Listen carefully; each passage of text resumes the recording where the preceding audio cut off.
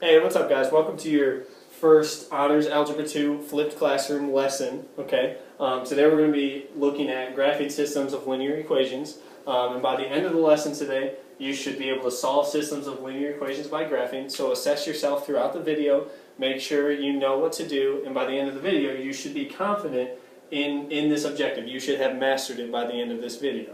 Okay. As part of your notes, I'm still grading your notes. That's still 10% of your grade. So make sure you have your title and your objective for every day. Nothing's changed from the time that we did this in class. All right. So now's a good time for flipped classroom stuff. Travel at your own pace. Pause the video if you need to. Pause it to write down the stuff if you need to. I'm going to keep going. You guys can learn at your own pace here. That's one of the advantages to the flipped classroom. Okay. For systems. In application problems, there are some key words, some key concepts that let you know that, yeah, this is a system application problem, okay? So we're going to go through, we're going to talk about a couple of those. The first key concept that you guys need to recognize when you're looking at an application problem here is that a system application problem is going to be asking you two questions, okay? In a system, there's more than one equation, so there's more than one variable that you don't know yet. So there's going to be two questions that I'm asking you, two things that I want you to figure out, okay? So here, the two questions, number one, is at how many minutes, okay? I want to know how many minutes have they made the same number of threes. So that's question one, okay? So you know that one of your variables here is going to be the number of minutes. You don't know at how many minutes they've made the same number of threes. You don't know how long they shoot threes, so that's an unknown. So that's going to be one of our variables, all right? The other one, and our second question is,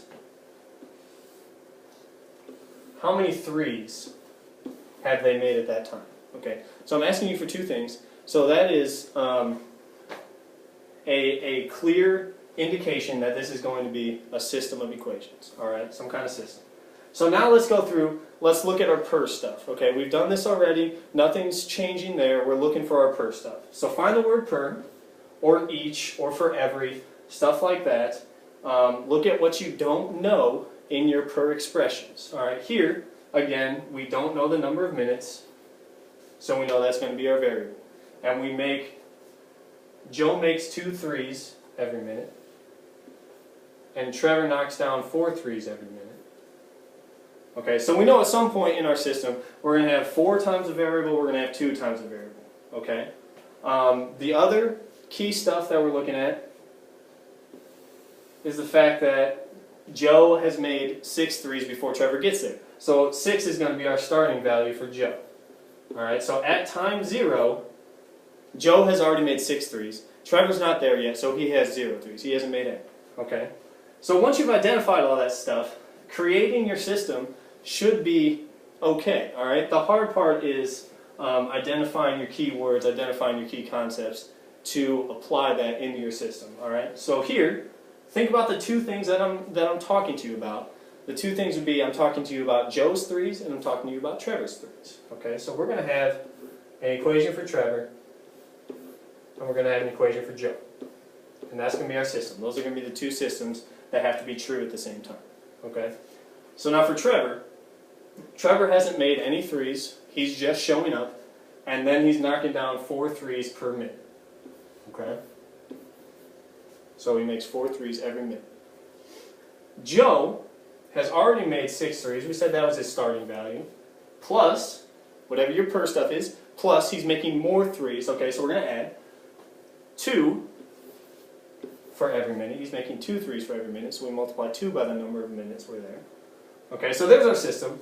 We're looking for, let's answer this first question. We're looking for at how many minutes have they made the same number of threes. Okay, so these Y's stand for total threes for each of our shooters there, and N we said stood for minutes. Okay, so one of the ways, and the way that we're going to talk about today, one of the ways of solving a system of linear equations is by graphing them on the same graph, seeing where they're going to intersect each other.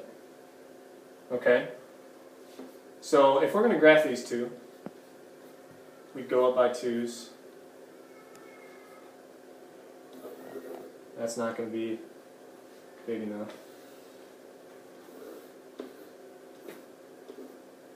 Okay, going up by 2's.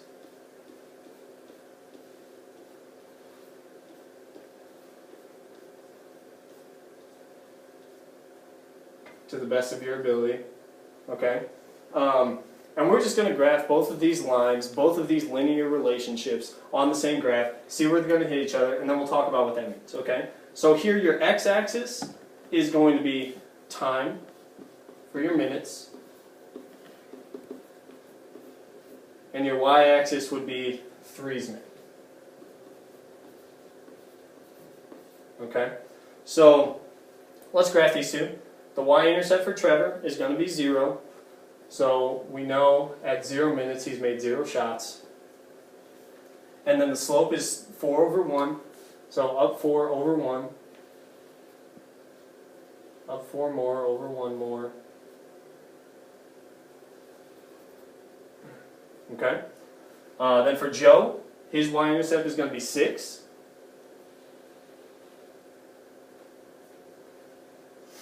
And his slope is going to be 2, so we're going to go up 2 over 1.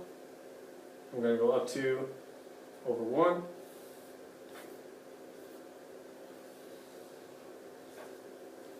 Okay, so now think about where those are going to intersect. Alright, it looks like that's going to be at 3:10.